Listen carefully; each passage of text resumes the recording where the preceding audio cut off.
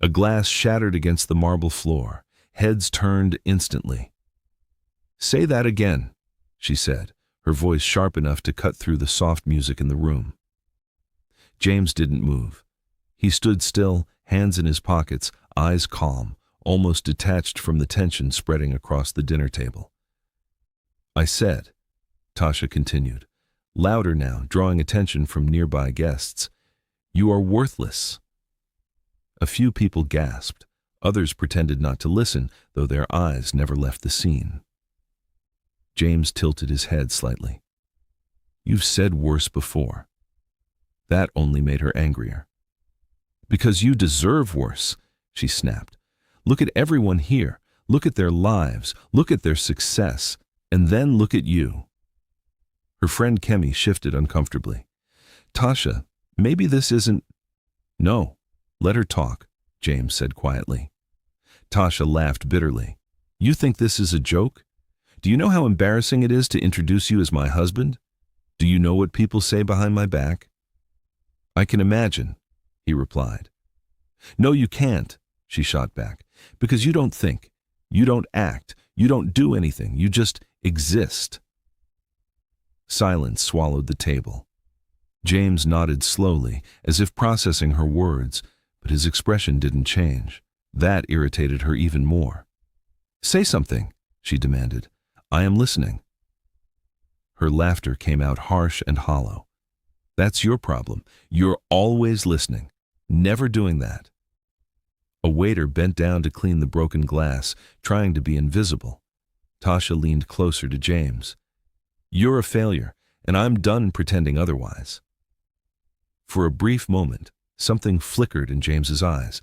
Not anger, not pain. Something deeper, something unreadable. Then it disappeared. "If that's how you feel," he said calmly, "then maybe you shouldn't pretend anymore." She blinked, caught off guard by how easily he said it. "What is that supposed to mean?" "It means," he replied, "you should do what makes you happy." The simplicity of his response felt like an insult. "I will," she said coldly. "Trust me, I will." Across the restaurant, a man glanced at his phone, then at James, recognition flashing briefly before he quickly looked away. James noticed. He always noticed. But he said nothing. Instead, he picked up his jacket.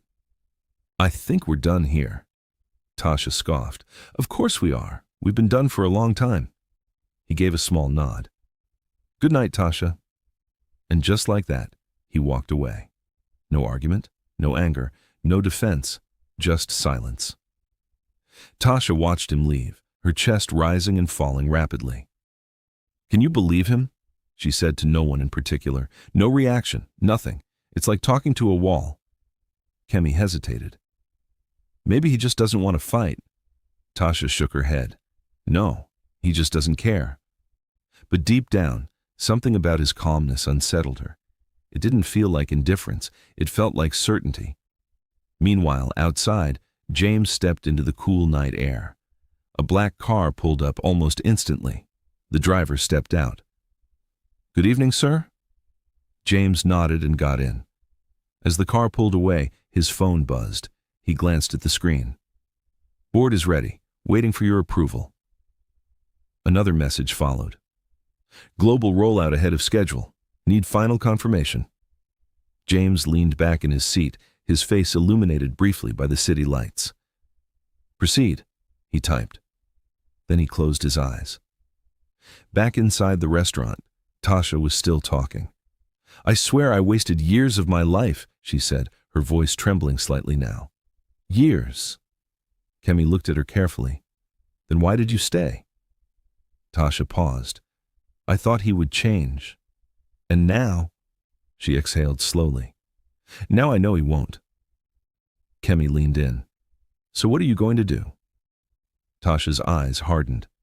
"I'm leaving him." The words felt heavy, but also strangely relieving. "I deserve more than this." And for the first time that night, she truly believed it.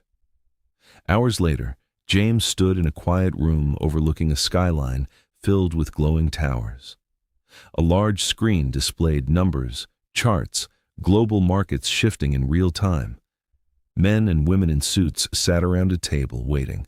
One of them cleared his throat. "Sir, we need your decision on the acquisition." James walked to the head of the table. "Go ahead," he said. Another executive spoke. "This will give us control over 3 major continents. Once finalized, there will be no competitor left at this scale." James didn't hesitate. "Do it." The room nodded in unison. No debate, no delay, because when he spoke, things happened. Immediately. A young assistant hesitated before speaking. "Sir, there's also a conference next week." James paused. "What about it?" "You're scheduled to appear in person." He looked at the screen again, then back at the team. "Then I'll be there." The assistant nodded quickly. No one questioned him, no one doubted him. Because unlike the man Tasha saw, this version of James was something else entirely. Back at home, Tasha sat alone in the living room, staring at her phone. Her friends had stopped replying. The noise of the night had faded. Now, it was just silence. She scrolled through social media, watching people post their perfect lives, luxury trips, promotions, engagements. She clenched her jaw. "This should have been me," she muttered. Her phone buzzed, a message from an unknown number. "Still settling for less?" She frowned. "Who is this?" The reply came almost instantly. "Someone who knows you deserve better." She hesitated, then typed back. "What do you want?" "Opportunity." Her curiosity sparked. "Explain." "Meet me tomorrow, 2 p.m. You'll understand." She stared at the message. Something about it felt strange, but also intriguing. And right now, intrigue was better than the emptiness sitting in her chest. "Fine," she replied. "Good choice." She dropped her phone on the couch and leaned back. "Finally," she whispered to herself, "something is changing." Meanwhile, across the city, James opened his eyes as the car came to a stop. "We've arrived, sir." He stepped out, his expression unreadable. His phone buzzed again. Another update. "Conference attendance confirmed. Global media coverage expected." He looked up at the towering building in front of him. Lights flickered across its glass surface, reflecting power, influence, control. Everything Tasha believed he didn't have. He slipped his phone into his pocket and walked inside without a word. And somewhere in the distance, everything was already beginning to shift. If you've made it this far, pause for a second. Where are you watching this from right now? Drop your country in the comments. It's always amazing to see how far these stories reach across the world. And if you're enjoying this, don't forget to like, subscribe, and share this story with someone who needs to hear it. Because what happens next changes everything. The next afternoon, Tasha arrived 15 minutes early. She didn't like being early. It made her feel like she needed something.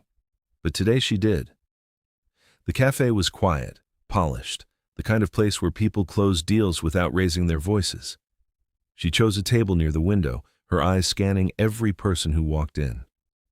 Her phone buzzed. "I can see you."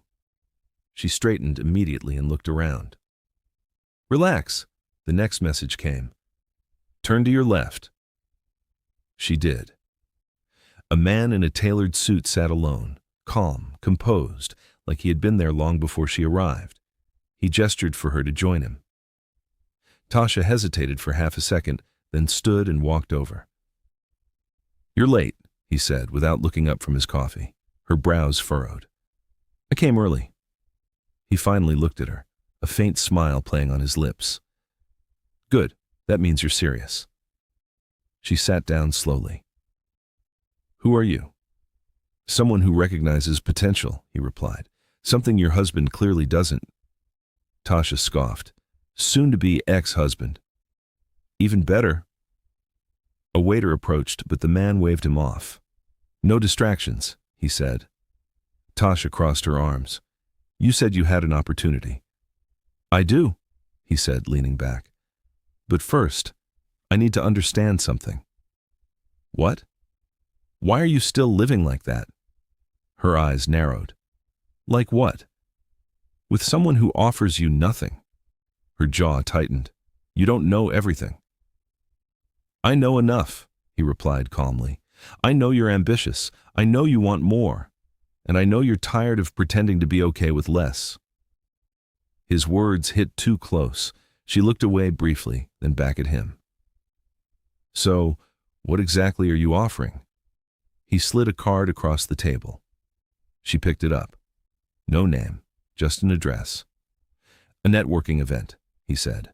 High-level, influential people, real opportunities. Tasha raised a brow. And why invite me? Because, he said, leaning forward slightly. You're exactly the kind of person who knows how to take advantage of a room like that. She studied him carefully.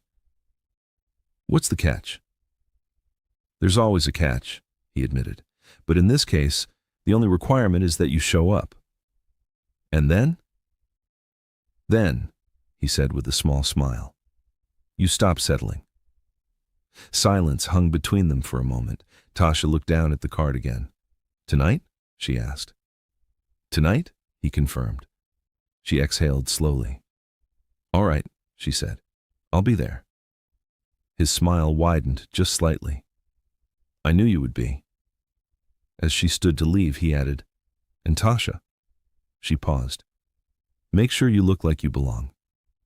That evening, Tasha stood in front of her mirror longer than usual. Dress after dress ended up on the bed. Nothing felt right. Nothing felt enough. She finally settled on something bold, elegant, noticeable. If she was going to step into a new world, she wasn't going to do it quietly. When she arrived at the venue, her breath caught. Luxury cars lined the entrance. Security was tight. The building itself looked like it held power within its walls. This is different, she whispered. Inside, the atmosphere was electric. People weren't just talking. They were calculating, negotiating, and positioning. This was where decisions were made, real ones. Tasha straightened her shoulders and walked in like she belonged. At first, it worked. She smiled. She introduced herself. She blended into conversations. But then, something shifted. A group of people near the center of the room suddenly turned their attention toward the stage. Lights dimmed slightly. A large screen flickered to life. Tasha frowned. What's going on? Someone beside her answered, The announcement. What announcement? The one everyone's been waiting for. Before she could ask more, the room fell silent. A voice echoed through the hall. Ladies and gentlemen, tonight marks a turning point in global innovation. Tasha's eyes lifted to the stage. Over the past decade, one company has quietly risen to dominate industries, reshape markets, and redefine the future of technology. Her heart started to beat a little faster. From artificial intelligence to global infrastructure to digital ecosystems, images flashed across the screen. Massive projects, worldwide impact. This empire has operated behind the scenes. A pause. Until now. The room held its breath. Please welcome the founder and owner of the most powerful global tech empire in the world. Applause exploded. Tasha leaned forward slightly, curiosity pulling her in. Who is it? She whispered.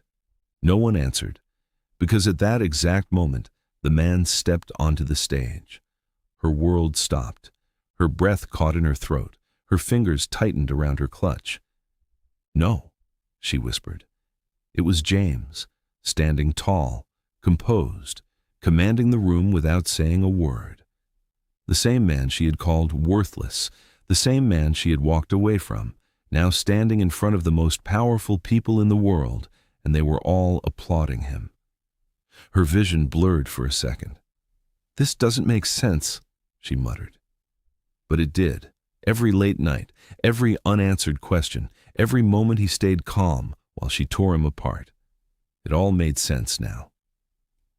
On stage, James adjusted the microphone. The room fell silent instantly. When people talk about success, he began, his voice steady, controlled, they often focus on what is visible. Tasha felt her chest tighten, but the truth is, the most powerful things are built in silence. Her heart pounded louder. In the background, away from validation, away from noise. He paused, his eyes scanned the room, and for a brief second, they landed on her. Tasha froze. She couldn't move, couldn't breathe. I couldn't think. And sometimes, he continued, the people closest to you are the ones who understand you the least. A ripple moved through the audience, but Tasha didn't hear them, because those words, they were for her. Tears filled her eyes instantly. No, she whispered again, shaking her head. This wasn't supposed to happen. Not like this. Not now. James continued speaking, but his voice faded in her ears. All she could hear were her own words echoing back at her. You are worthless. You're a failure. I deserve better. Her legs felt weak. She stumbled back slightly, bumping into someone. Careful, a voice said, but she barely noticed. Her eyes never left the stage. The man she thought she knew was someone else entirely. And the worst part? He had never lied. He had simply never explained. If you're still watching right now, this is where everything changes. Drop a comment. What would you do if you were in Tasha's position at this exact moment? And don't forget to like, subscribe, and share this story, because the next part gets even more intense. On stage, James finished his speech to thunderous applause. People stood, clapped, some even cheered. Power recognized power. And for the first time, Tasha understood exactly what she had lost. But it was too late, or at least, that's what she thought. Applause still echoed as the crowd surged forward. Tasha didn't clap. She couldn't. Her hands felt numb, her thoughts tangled, her chest tight with something that refused to settle. Around her, people whispered, "That's him. I've heard about him for years. No one even knew what he looked like. He's younger than I expected." Each word hit her like a reminder. You didn't know either. On stage, James stepped back as executives and investors rushed toward him. Hands reached out, smiles widened, cameras flashed.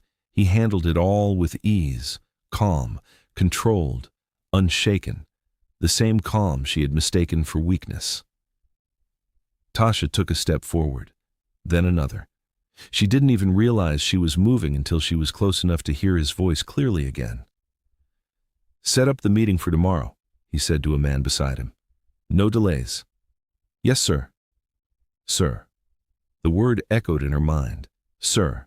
Not James. Not, "Hey, you." Not silence. Respect. She pushed through the crowd. "James." Her voice was barely above a whisper, but somehow he heard it. He turned. Their eyes met. Time slowed. For a second, just a second, something flickered in his expression. Recognition. Then it disappeared, replaced by composure. Tasha. Her name sounded different when he said it now. Not distant, not cold, just measured. She started, but the words got stuck.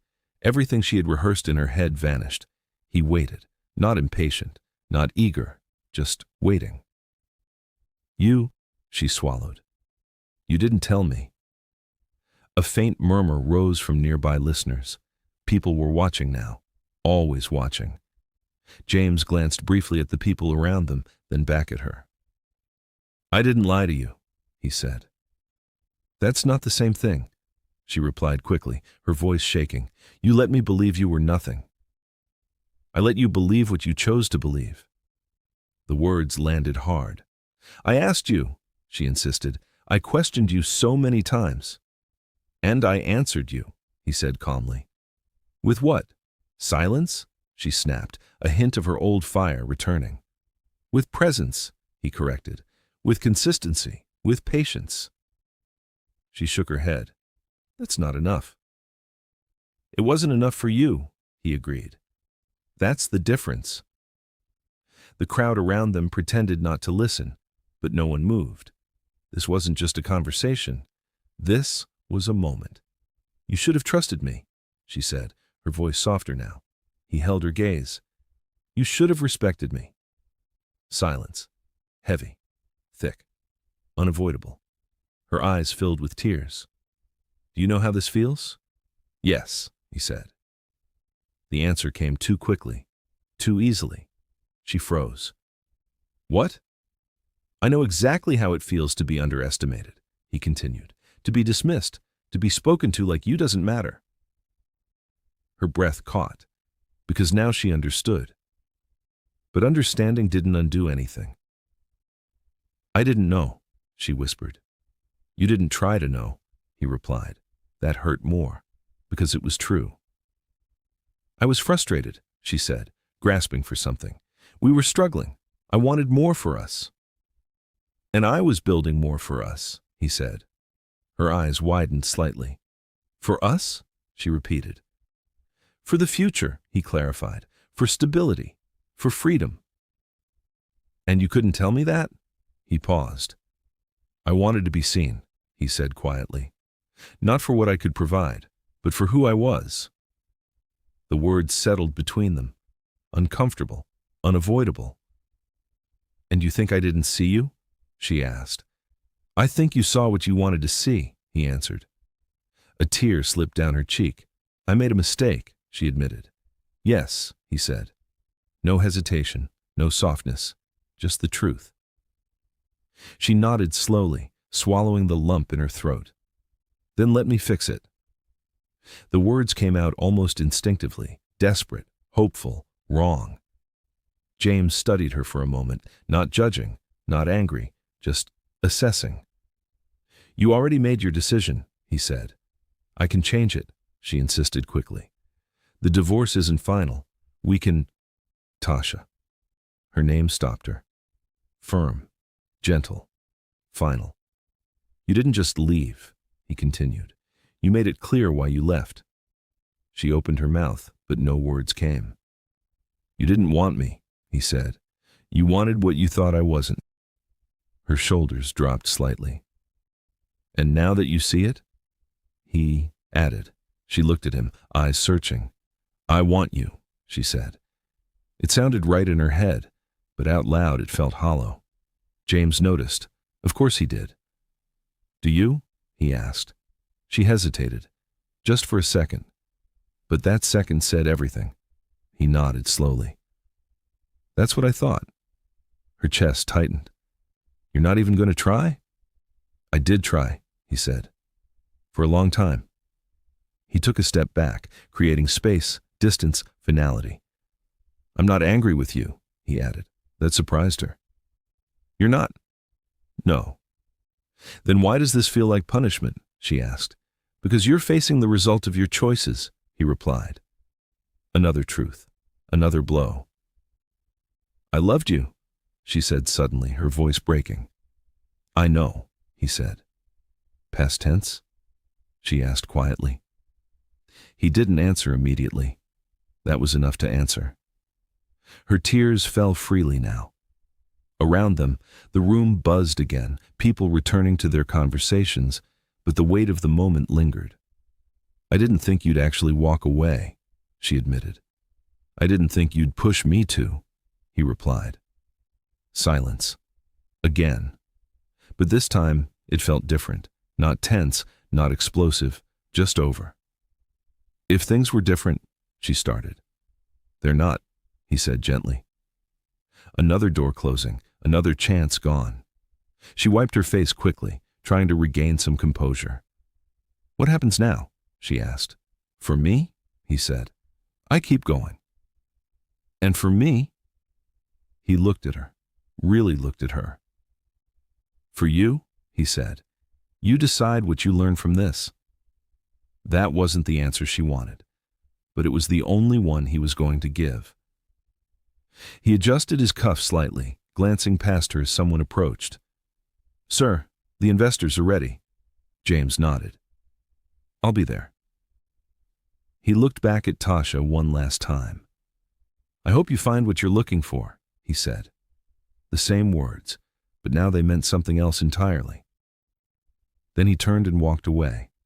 No hesitation, no looking back, just forward, always forward.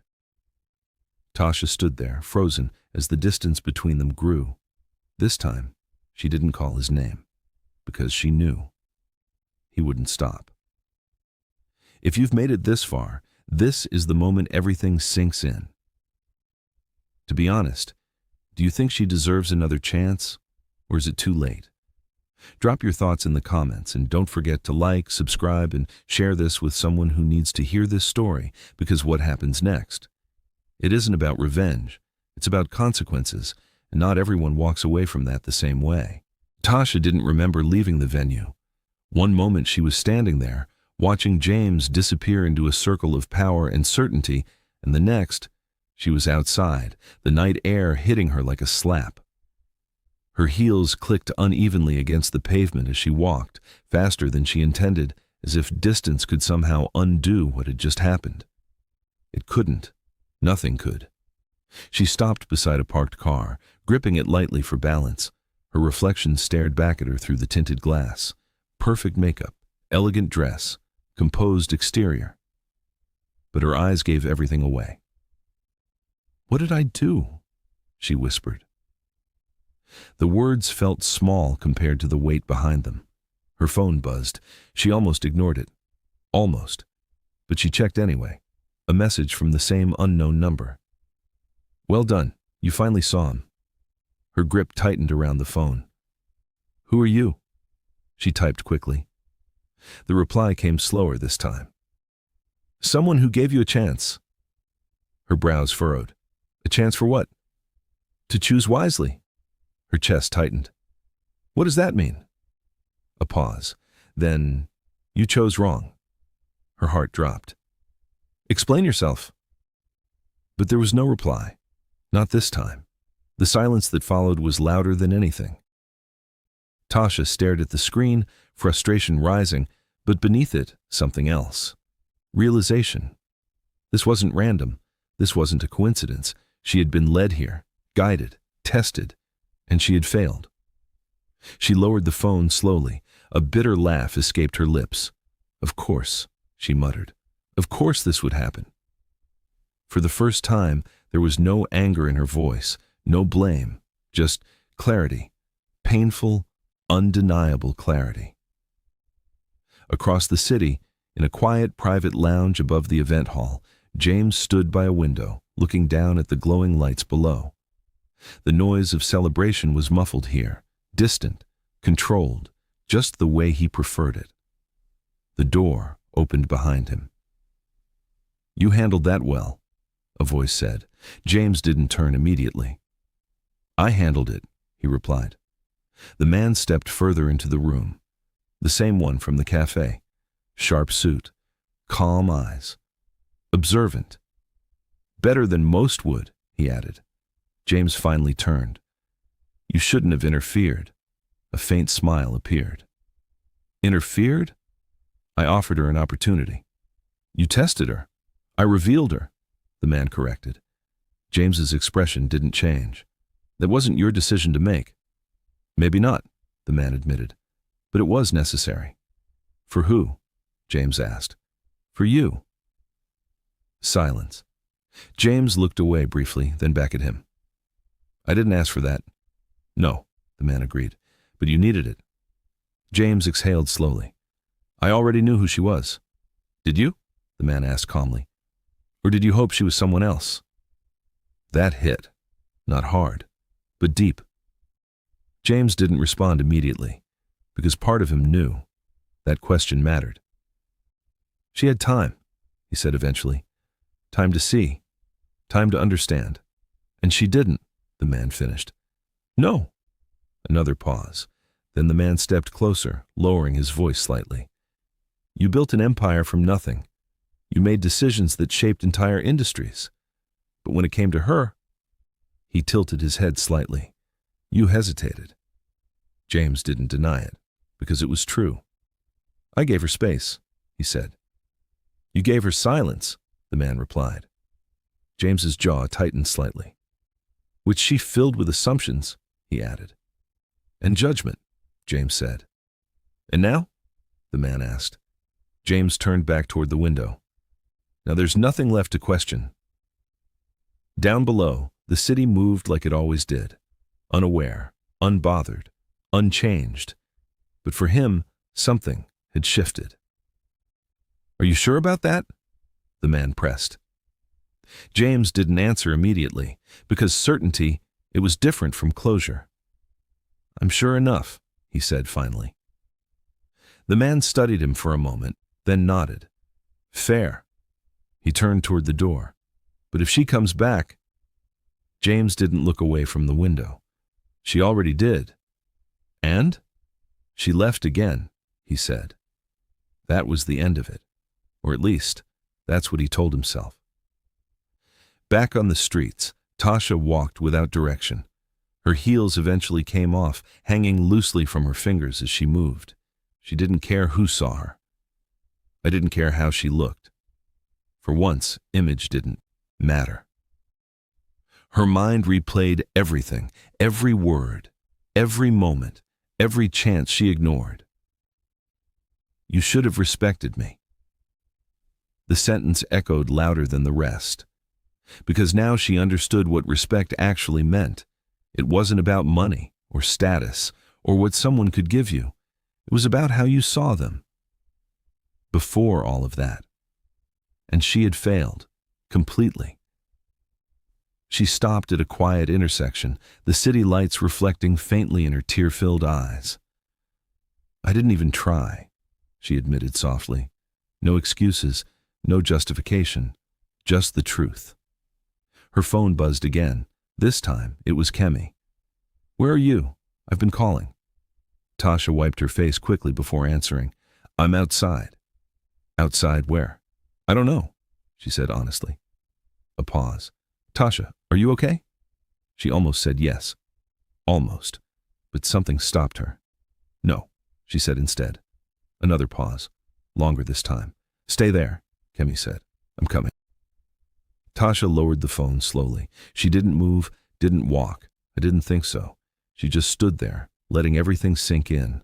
For the first time in a long time, there was no distraction, no noise, no pride, just reality. And it was heavy. If you're still here, this part of the story hits differently. Be honest, have you ever realized something too late? Drop it in the comments. Let's talk about it.